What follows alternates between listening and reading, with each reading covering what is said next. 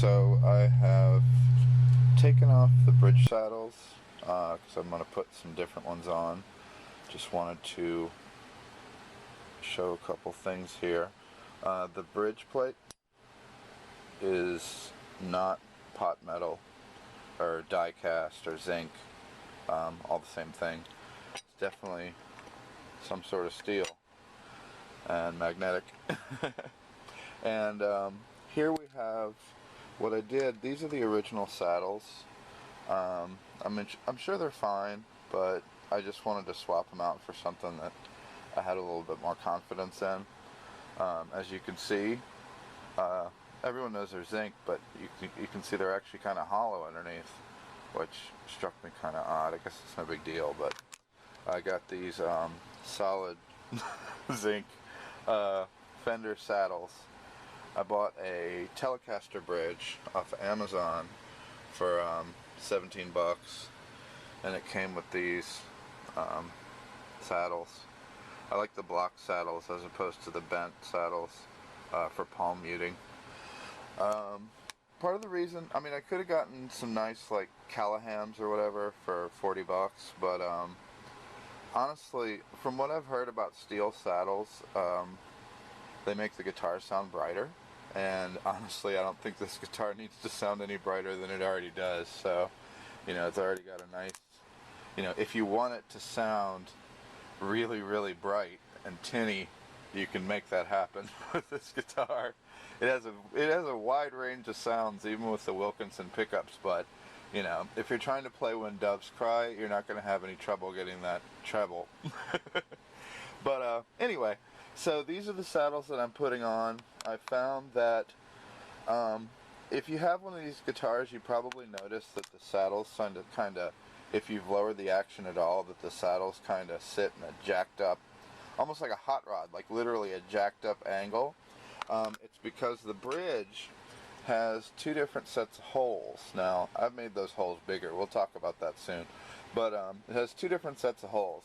Now, if you notice the second set of holes, you might think that that'd be a second set of holes for the intonation screws, like if you wanted to lower the saddles.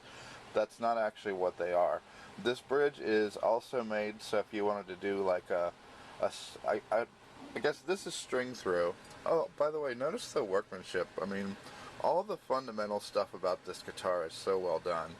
But it's just real clean, But yeah, so the holes are for ball ends. So if you had this bridge on a guitar that didn't have holes through it, then you could just stick the ball ends in those little holes, and the intonation screws don't fit in there. And plus, it'd be so low down to the guitar that your screws would dig into the wood, which you wouldn't want anyway. Anyway, so the Fender saddles, I noticed when I started putting them on that they seem to have an even harder time with the whole jacked up thing because the hole, I guess, is a little bit more constrictive for the screws. Also, I noticed that they weren't quite the exact same width as the other saddles. They were the same string width, but as far as fitting, they just kind of look jammed in there. So I went ahead and widened these holes, which should allow it to should allow them to sit lower, so they don't look as jacked up, so the break angle isn't as weird, and it should allow them to move a little bit more laterally, so that they're all nice and straight. Hopefully, we'll see. But yep, just wanted to show this in case anybody was thinking about switching out their saddles. In case you have an issue. I think I did say that the Telecaster bridge is for a made in Mexico. That was nice and cheap. I didn't go for the cheapest, which is the Squire at like $8 or $9. I figured the saddles look nicer and they're nice and chromy, so went ahead and got those. But anyway, we'll see what happens. Okay, I'm back with the guitar. As you can see, it didn't explode.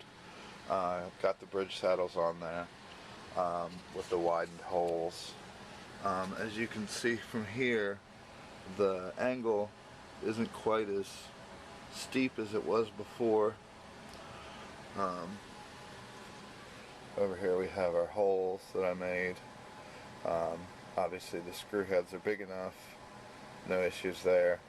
I used a 3/16 drill bit, so if you decide you want to do the mod, that's probably what you'd want to use as well. I clamped it down in a vise. You want to do short bursts when you're drilling, and make sure that you take breaks and, you know, clear the drill bit of anything that's collected on it. Just like I said, just go in short, fast bursts and keep it clean. And normally it'll just pop right through after, you know, after a few buzzes. And I mean, it takes a minute or so, but as soon as you feel it start to go through, hit reverse and back the drill bit out so it doesn't bind. But the first hole was a little scary, but after then it was really easy. Make sure that, you know, you have something to catch the metal shavings because they're going to be gnarly, and wear eye protection because I actually felt something smack me in the temple. Fortunately, I had these goggles on, so you got to be safe with that stuff. But anyway, while I had the strings off, I also waxed the neck. Now, I don't know if this actually accomplishes anything because I don't know what kind of finish is on here, but it looked like it was pretty thin, so I figured it wouldn't hurt to slap some Howard Feed and Wax on there. I actually use this stuff on my bass because it's Babinga, and it gives it a nice kind of, Babinga's kind of pink, and when you slap this stuff on there, it gives it more of a walnutty, koa-y kind of look, and it makes it look nice in general anyway. But yeah, I figured I'd slap some on the neck, maybe get it a little oranger like the body, and have a little bit of protection. And also, it's hilarious because the frets on this guitar felt a little bit rough to me. You know, it's understandable. It wasn't an expensive guitar, so I can't blame them for that. But what I did was, I slapped a coat of wax on it and left it for like an hour so it could soak in if it was going to soak in. And then I took some quadruple zero steel wool and I steel wooled the fingerboard. Now normally they'll tell you not to steel wool a maple fingerboard, but I had so much of this basically like applesauce. Had so much of that on there, you know, it was no problem. I could shine the frets up real good and not worry about having to tape the whole thing off. And yeah, I mean, it looks fine. I mean, the fretboard isn't it's not the fanciest fretboard in the world anyway, but, I mean, it's not scratched. I looked it over and, you know, made sure.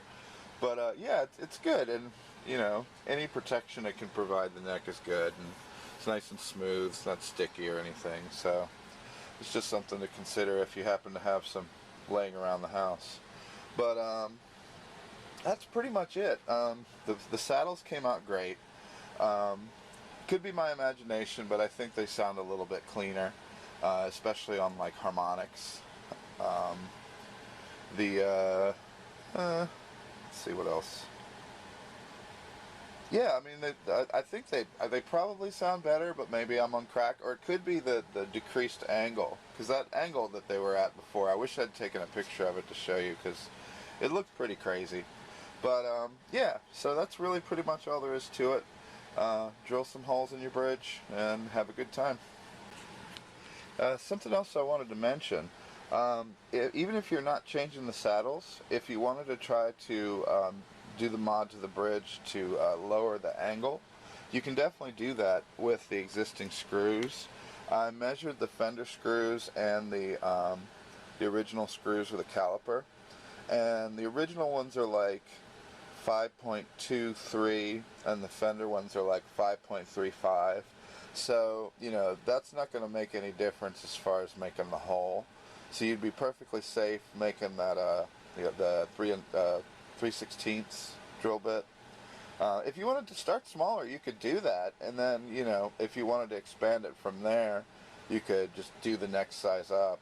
You know, obviously start with the size smaller than 3/16 and then work your way up to it if that's what you decide to do. But just wanted to show you that. I think the original springs are a little bit wider at the bottom, so they might even work better with the holes. If you find, because of the way you have to adjust the intonation, you may have to clip one of the springs a little bit short, especially if you're using the fender saddles. Obviously the original ones are fine. But yeah, if you do decide to clip the spring, I would wait until after you drill the hole, because if you're using the fender saddles like I was, the Telecaster ones, the hole is actually so big that the spring passes through it. And the spring actually butts up against the screw head itself, which is fine. But I actually had already clipped the springs a little bit short for those two, for the low E and the G. And then I found that it passed all the way through. I still have enough spring, it's no big deal, but before you go cutting your springs, if you're going to make the big holes, go ahead and do that first, and then see if you have, if you can crank it down enough with the full spring on there, then it's fine. But initially, when I tried it with only one saddle and before I drilled any holes and realized they didn't fit great together without the widened holes, that's when I clipped the spring off, because I couldn't get it backed up all the way up to the plate like it needed to be. So anyway, just something to think about before you actually get started. Thanks for watching.